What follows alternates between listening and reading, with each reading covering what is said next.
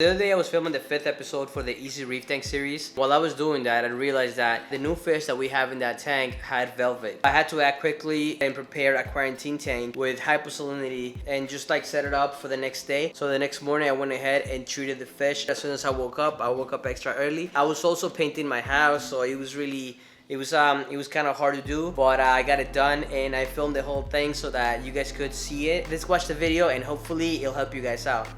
Hey guys, good morning. I'm gonna use this package right here. It's called Rapid Fish Quarantine. You could purchase these two chemicals separately, but this one I bought from, I'm not sure who I bought it from, but I'll put the link on this thing before. But basically these two is enough for you to make a 1 gallon solution and to treat a couple fish. This is super easy to do. I'm gonna walk you through it. Before I do this bath, I'm gonna do a freshwater bath.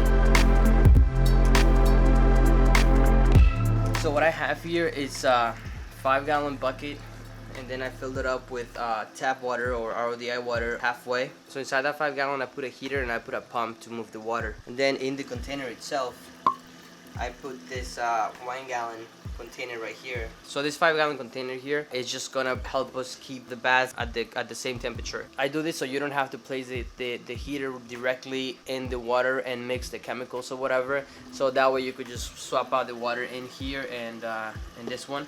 Like in this container right here, the only thing I have right now is the skimmer pump just to get some air in there, but you could just use a regular air pump. So the first thing I'm gonna do to get this freshwater dip ready is gonna be add some baking soda. You need about a half a tablespoon for 1 gallon. That's gonna bring up the pH in the water a little higher, closer to the 8 range, to that 8 pH range. Alright, so I have this pH test right here. This is the regular pH test from API. It's funny because one of the past videos I mentioned how like not to get an API test kit, and now here I am using it. Now it's like purplish. It's at 8 kind of. Alright, so that's pretty good. So what we're gonna do now is grab the fish and put them in the water. Since I have 2 fish here, I'm gonna do both fish together, and I think they're gonna be fine. I never done 2 fish at the same time, but I think it should work just fine. I put the fish in the RODI water. The fish are gonna be fine for 5 minutes, but you need to keep an eye on them because they will stop swimming. The key here is for the fish to keep swimming. They just need that water movement to breathe. So if they're not moving around, they're gonna suffocate. Only do the water dip for 5 minutes and make sure they keep moving around. If they stop moving, just kind of hold them like this. Hold the fish and just like move it, you know, like just help it swim. Look, like right now you see he stopped swimming. So just like help him or like push him. So just while these fish are in there, get a small container with salt water from the fish tank, from the new system. What the freshwater dip is doing is basically just killing whatever parasites it's on the fish, like on their skin, just to give them a break. Because basically the main reason why fish die from velvet and ick is because their gills get covered in these in the sores that the parasites make. So what this is gonna do is just burst all those sores and all those zits, I guess, that fish have from the parasite. Once that the 5 minutes are over, put the fish in a small container. They're gonna be in there for like 1 minute. Okay, so I have the fish in there now. This is just water from the new quarantine system. That's 1.015. I'm gonna put the skimmer pump back in there to keep the water oxygenated. Put a timer, make sure it's 45 minutes. Read the instructions because if your fish haven't shipped overnight or if your fish is especially stressed, then you shouldn't do a full 45 minutes. Whenever your fish shows signs of distress or whatever or anything like that, then just take the fish out. But yeah, I mean, the most important thing here is just to keep an eye on them, okay? Alright, so you see the packet right here. This is part A and this is part B. And I'm just gonna go ahead and cut this. And we're just gonna pour it into the 1 gallon. If you don't have an air pump, you're gonna need one to keep the water oxygenated in there, because it's a pretty small amount of water, so the fish will use up the oxygen in there pretty quickly. Alright, so put your 45-minute timer. You don't have to wait for your fish to show signs of sickness or disease or anything to do this. I recommend doing this procedure whenever you buy a new fish. Every time I don't do this procedure, I end up with a sick fish. It's crazy. It really sucks. If you're not gonna quarantine your fish, then at least do this before you add any fish into your tank, so you can at least reduce the possibilities of your fish getting sick.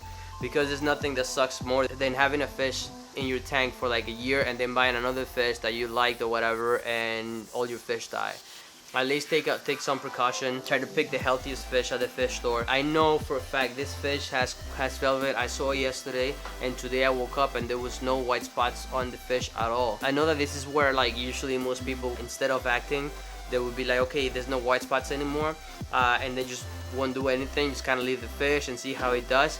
But if it's velvet, trust me, it's gonna show on the fish's body, and then it's gonna disappear, and then the next time it shows on your fish's body, your fish is gonna be completely covered, and then from there it's gonna have a couple hours to live.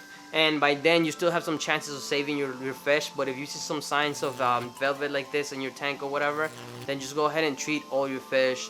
It's kind of a hassle, I know, but if you want to save them, if you love your fish, then you know that's something you have to do. So we're about a minute away from the 45 minute mark. I'm gonna fill this up. I'm gonna put some water in there and just place the fish.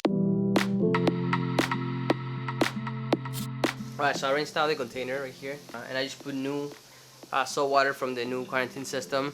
And once again, that salt water, it's 1.015, and that is what the whole system is gonna be kept at for 2 weeks.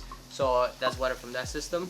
So now we're ready to add the second pouch. Alright, so that's part B, and just put the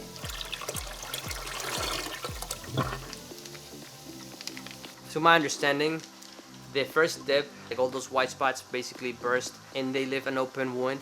So the second dip, the blue one, is basically just to make sure that all of those new open wounds that are like the zits that are bursting on the fish's skin do not get infected and basically just damaging, making more damage to the fish. Once you put your fish in the second bath, put a timer for 45 minutes. Keep an eye on the fish. If you see them that they are super stressed or they stop swimming around and stuff like that, then just take them out and then just place them in the new aquarium.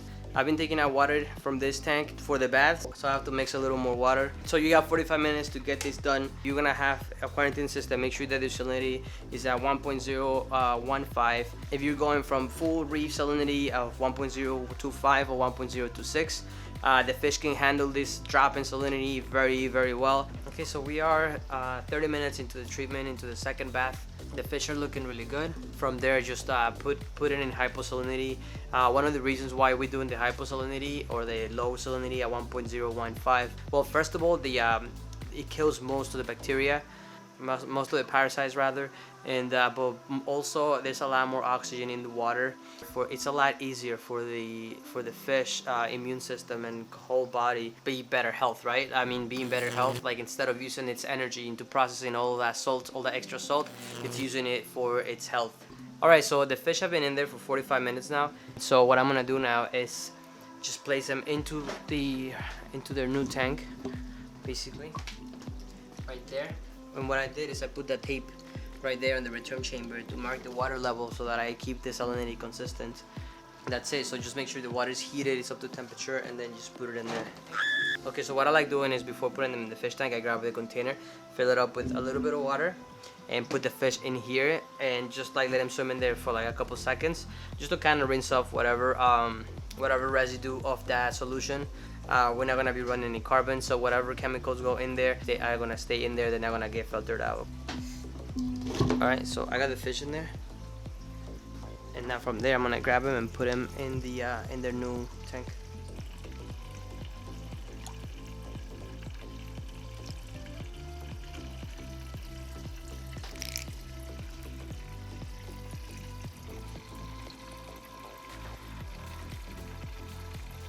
So the fish are in the tank and they're in hyposalinity, and what I'm gonna do now is add the Cupramine, and we're gonna go by the directions.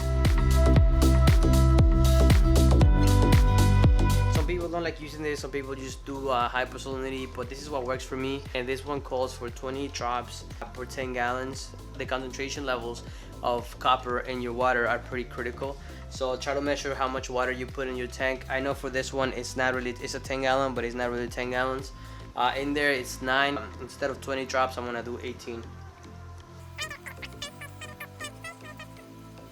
So we got 18 drops, and then we gotta wait 48 hours, and then after 48 hours we're gonna do another 18 drops. So after you reach full potency of the copper, then the fish have to be in there for 14 days. After 2 weeks, you can start to bring up the salinity in the tank, in the quarantine tank, to 1.026 or 1.025.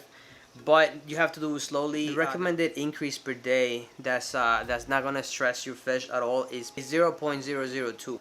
So you can only go from 1.015 to 1.017, and then 1.019, and then 1.021, and so on until you get to 1.025. And then you could introduce your fish into your aquarium again. There's people that say that you have to wait like 11 weeks for the velvet to completely eradicate out of your system. I don't know if this is true or not, but I have not done that. I've just treat my fish and then put them back in the tank, and then they have been fine. So that's up to you. If you want to wait the 11 weeks or 12 weeks and just be completely sure, if you can do that, then go ahead and do that. In my tanks, when I take my fish out, my nutrient levels get really low. Having a good calibrated refractometer and knowing how to use it correctly is going to be critical in this process. If you don't know how to calibrate your refractometer, or if you're getting some erratic readings, please watch my video on how to calibrate and use your refractometer. I hope that was clear enough. If you have any questions, just leave them in the comments and I'll clarify whatever needs to be clarified. It's very important that your quarantine system, whatever it is that you're using, can handle all the ammonia that your fish are gonna be producing while they're in there, because ammonia is very stressful for the fish, and on top of them being sick, the ammonia spikes in there, then your fish is probably not gonna live through it. I have seen videos on people treating velvet before, and they have like all these ammonia spikes. I'm not sure why that is, but I'm assuming that they are not using any biomedia from a well-established tank. So what I did is just grab the one bio bowl and then just put it in the 10-gallon when I added the fish. And I also used the ammonia alert from seachem. I love that thing because it's just constantly reading the ammonia, so you don't have to test, you don't have to you don't have to guess. So if your ammonia levels go up, that thing tells you, and then you know that you have to do a water change. If your ammonia levels do go up and you have to do a water change, just remember that you have to replace the copper as well. So what I usually do when I'm gonna do a water change on a quarantine system is I prepare a 5-gallon bucket or a 5-gallon container, and I mix the water, and then once that water is fully mixed, then I add the Cupramine, and then I know that whatever water I'm replacing, it's gonna be at the right copper level. Another thing worth mentioning is that I think that if you have a decent sized aquarium and you're thinking of constantly buying fish, or you're like me that constantly wants a new fish, just consider keeping this tank constantly running, because you never know when you buy a fish. But if you are gonna break down your tank, then just remember that whatever it is that you're using in that tank, you can't put back in this fish tank, in a coral tank, because people do believe, I don't know if it's true or not, but people believe that the copper stays within the rock or in the biomedia or whatever it is. Whether that's true or not, I'm not sure, but it might be true. It's really not worth the risk. So just don't use any of the biomedia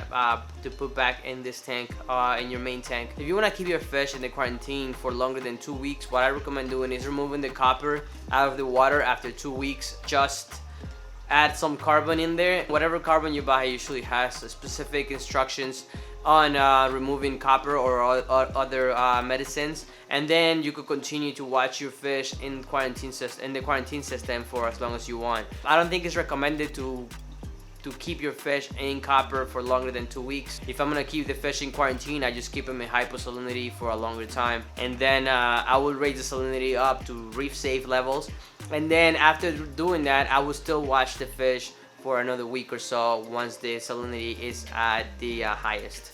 So after all that stuff is done, then you could go ahead and grab your fish and put them back in your tank.